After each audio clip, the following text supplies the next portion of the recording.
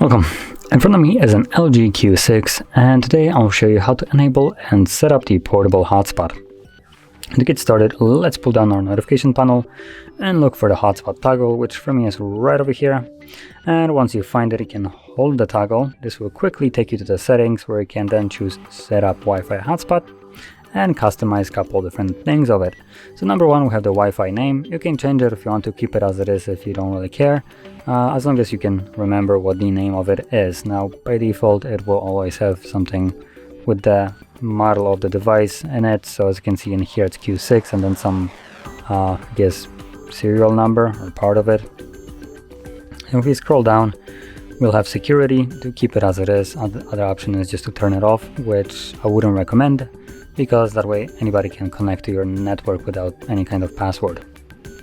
Now below that we have the password, and you can select show password, which will reveal the randomly generated password.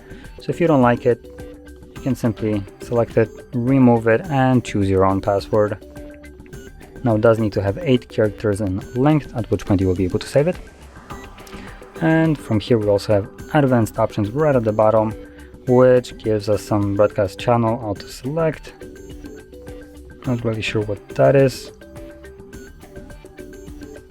Seems like how many people can connect, but I'm just kind of guessing at it.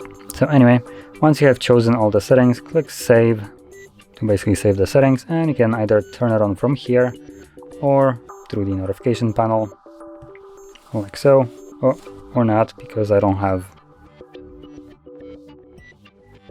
a SIM card, so I can't really do that right now. As you can see, normally when you tap on it, it won't pop up anything. It will just turn on and you can immediately connect to it from there. And once you're done with it, do remember to turn it off, because otherwise a hotspot will use more of your battery, and if you're not using it, then you're just kind of losing the battery for no reason. So to turn it off, you just tap on it again to gray it out like it is right now.